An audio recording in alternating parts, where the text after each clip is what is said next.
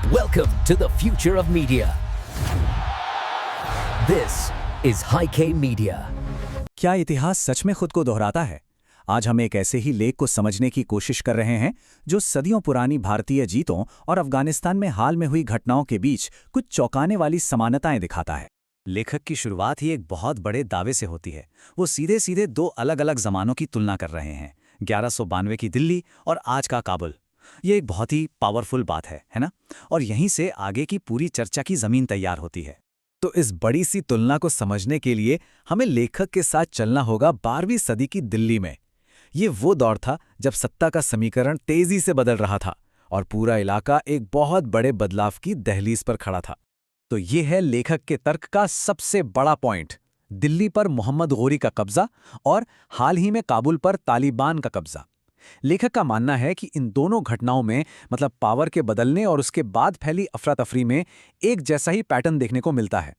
लेखक 11900 की घटनाओं को बड़े ही कह सकते हैं दर्दनाक शब्दों में बयां करते हैं। वो बताते हैं कि कैसे उस वक्त सामूहिक हत्याएं हुईं, सब कुछ तबाह कर दिया गया और खासकर महिलाओं के साथ बहुत बुरा बर्ताव हुआ। जाहिर है इस तरह की भाषा पढ़ने वाले के मन पर एक गहरा असर डालने के लिए इस्तेमाल की गई है। तो सवाल ये उठता है कि क्या 1192 की घटना कोई अनोखी एक बार हुई त्रासदी थी? लेखक के हिसाब से बिल्कुल नहीं।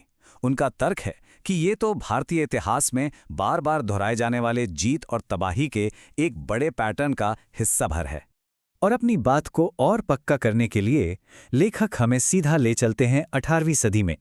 सदाशिवराव भाऊ की हार के बाद दिल्ली ने एक बार फिर वैसी ही तबाही और हिंसा का दौर देखा, जैसे मानो इतिहास की वो भयानक गूंज फिर से सुनाई दे रही हो। इस टाइमलाइन से ना हमें एक साफ तस्वीर मिलती है उन बड़ी बड़ी घटनाओं की जिनका जिक्र लेखक कर रहे हैं। हम देख सकते हैं कि सदियों तक हमलों और फिर जवाबी हमलों का एक सिलसिला चलता रहा, जो उस दौर में लगातार चल रहे संघर्ष को दिखाता है। लेकिन बात सिर्फ घटनाओं की नहीं है ना, बात यह भी है कि हम उन्हें याद कैसे रखते हैं। अब लेखक एक बहुत अहम सवाल उठाते हैं, हम अपने हीरो चुनते कैसे हैं?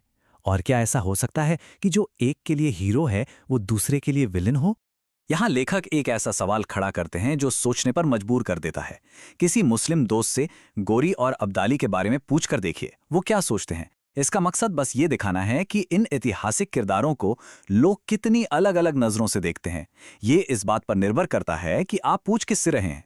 तो लेखक के मुताबिक असली लड़ाई जंग के मैदान पर नहीं बल्कि इतिहास की किताबों में लड़ी जा रही है। उनका दावा है कि भारत की जो ऐतिहासिक यादें और पहचान है उसे बदलने की एक लगातार कोशिश चल रही है। अब ये स्लाइड देखिए, इससे लेखक की बात एकदम साफ हो जाती है।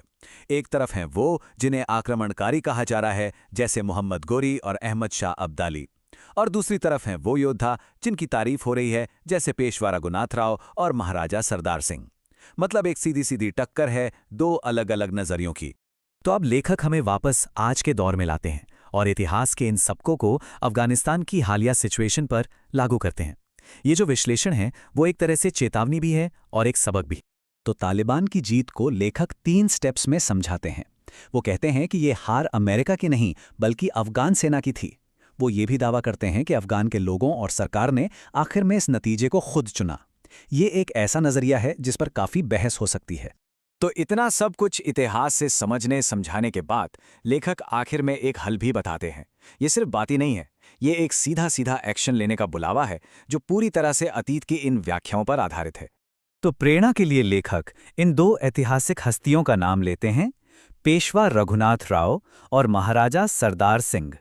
इन्हें कामयाब विरोध के उदाहरण के तौर पर पेश किया जाता है, ये दिखाने के लिए कि हमलावरों का मुकाबला करना मुमकिन है। और ये जो एक्शन लेने की बात है ना, वो बड़े ही मॉडर्न तरीके से की गई है।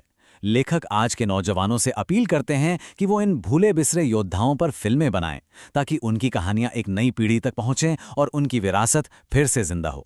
और ये सब हमें एक बहुत ही गहरे सवाल पर लाकर छोड़ देता है, हम अतीत की कहानियों को अपने आज पर कितना हावी होने देते हैं? क्या इतिहास सिर्फ गुजरी हुई बातों का हिसाब किताब है या फिर वो एक जिंदा ताकत है जो आज भी हमारी दुनिया को शेक दे रही है? वाकई सोचने वाली बात है।